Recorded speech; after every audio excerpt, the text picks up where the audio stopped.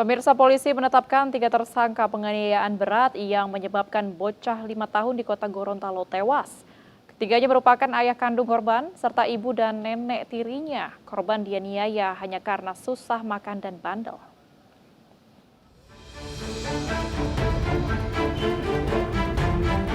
Kakak SWA dan SI ditetapkan sebagai tersangka oleh Polres Gorontalo Kota atas kasus penganiayaan yang menyebabkan bocah berusia 5 tahun tewas pada 19 Mei lalu. Kakak 32 tahun merupakan ayah kandung bocah ASK, sementara SWA adalah ibu tiri dan SI merupakan nenek tiri korban. Penganiayaan dilakukan ketiga orang tua ini sejak korban tinggal bersama di sebuah rumah kontrakan di Kelurahan Dungingi, Gorontalo. Pasalnya sejak April 2022, korban dibawa keluarga ibu kandungnya ke rumah ayahnya untuk disekolahkan. Menurut polisi, ketiganya memiliki motif berbeda. Kakak dan istrinya menganiaya korban karena dinilai bandel dan susah untuk makan. Sementara nenek SI menganiaya cucu tirinya karena kesal dengan menantunya yang menyerahkan tanggung jawab merawat korban kepada dirinya. Selama tinggal di kota Gorontalo, anak-anak ini lebih mendominasi tinggal lama dengan omanya. Jadi oma ini yang sering merawat, di situ sering mengalami kendala bahwa anak ini susah untuk makan. Sehingga ada depresi juga membuat pelaku ini melakukan pelampiasan kepada korban. Dan juga ada faktor dari ekonomi. Sebelumnya bocah ASK ditemukan tewas pada Rabu 19 Mei. Dari hasil otopsi, korban meninggal akibat darah yang menggumpal di kepalanya. Oleh keluarga ayahnya, korban dibawa ke rumah keluarga ibu kandungnya di kota Mobagu, Sulawesi Utara untuk dimakamkan. Keluarga pun menaruh curiga dengan penyebab kematian korban karena pada tubuhnya terdapat banyak luka. Tante korban kemudian melaporkannya ke polisi. Para terduga pelaku yang ditahan sementara di Polres Kota Mobagu kemudian dijemput aparat untuk menjalani pemeriksaan di Polres Gorontalo Kota. Polisi juga menyita sejumlah barang bukti seperti gunting, patahan gagang sapu, serta pakaian korban yang terdapat bercak darah.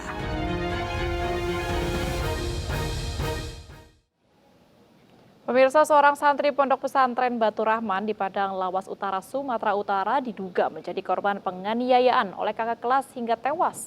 Pada sekujur tubuh korban dipenuhi luka diduga akibat kekerasan.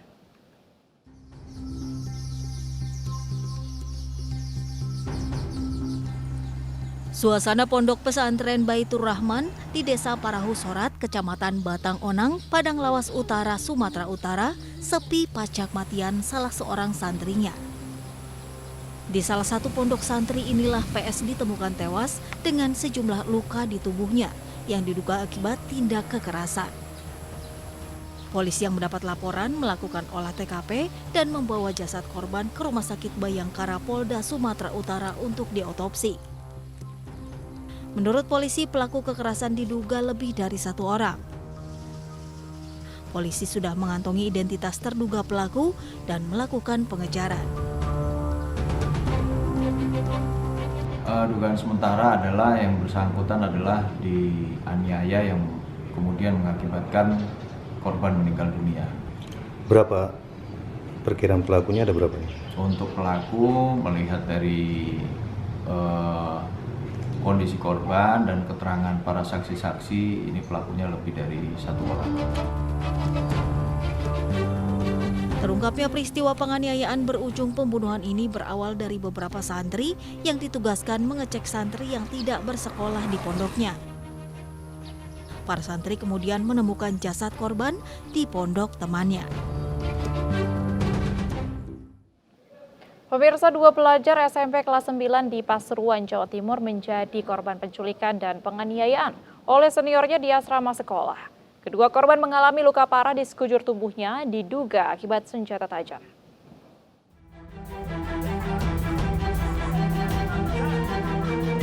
Dua pelajar yakni DLH dan FG, siswa kelas 9 SMP Advent diduga menjadi korban penculikan dan penganiayaan oleh seniornya di asrama sekolah di Desa Pararejo, Kecamatan Purwodadi, Kabupaten Pasuruan, Jawa Timur. Menurut keterangan korban, aksi penganiayaan terjadi berawal saat 4 seniornya menjemput paksa dirinya dan 1 orang temannya lagi yang kemudian dibawa ke dalam satu kamar dan kemudian dipukuli hingga disundut rokok tanpa sepengetahuan guru karena kejadian terjadi saat jam tidur. Penganiayaan korban diduga karena para korban melanggar peraturan asrama, namun menurut korban dirinya sudah mendapatkan sanksi dari kepala asrama. Awalnya karena keluar, tapi bukan berhak mereka untuk memukuli saya. Itu bukan berhak mereka untuk memukuli saya, itu juga saya sudah mendapat sanksi dari kepala asrama. Cuma saya tetap dipukuli, Pak. Orang tua yang mendapat laporan dari korban tak terima dan melaporkan kejadian tersebut ke Mapolres Pasuruan. Buntut dari pelaporan orang tua tersebut, aparat Polres Pasuruan memeriksa 13 orang terkait kasus penculikan dan penganiayaan tersebut. Dari 13 orang yang diperiksa diantaranya kepala asrama, direktur sekolah, dan 2 staf sekolah. 5 diantaranya diduga sebagai pelaku penganiayaan. Meski demikian, polisi belum menetapkan status hukum para pelaku, sementara kedua korban sudah menjalani visum. Purwodadi, saat ini korban sudah kita lakukan visum, kemudian kita lakukan pemeriksaan interogasi, dan petugas Satreskrim langsung mendatangi TKP untuk olah TKP untuk mengidentifikasi para pelakunya untuk dilakukan proses penyidikan lebih lanjut. Sementara pihak sekolah meminta maaf kepada keluarga korban dan meminta menempuh jalur kekeluargaan kepada orang tua korban. Selanjutnya pemirsa, ada video sekelompok anak-anak di Samarinda, Kalimantan Timur viral setelah merundung teman mainnya dengan menelanjangi pakaian korban.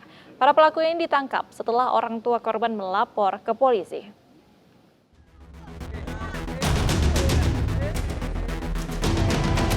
Inilah video yang viral di Samarinda, Kalimantan Timur.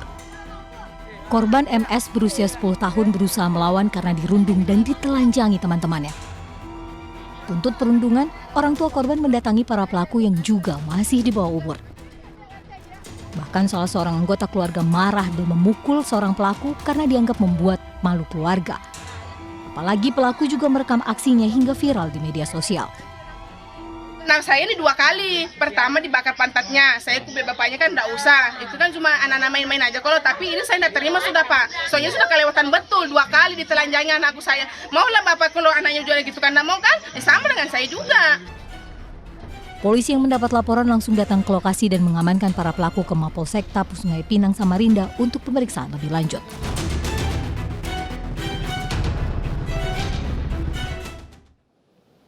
Nah, ini perlu menjadi catatan ya pemirsa, anak-anak tidak sepatutnya mendapatkan kekerasan dengan alasan apapun. Kenakalan yang dilakukan anak-anak ini bisa diantisipasi dengan memberi pengertian dan juga pola asuh yang benar tentunya.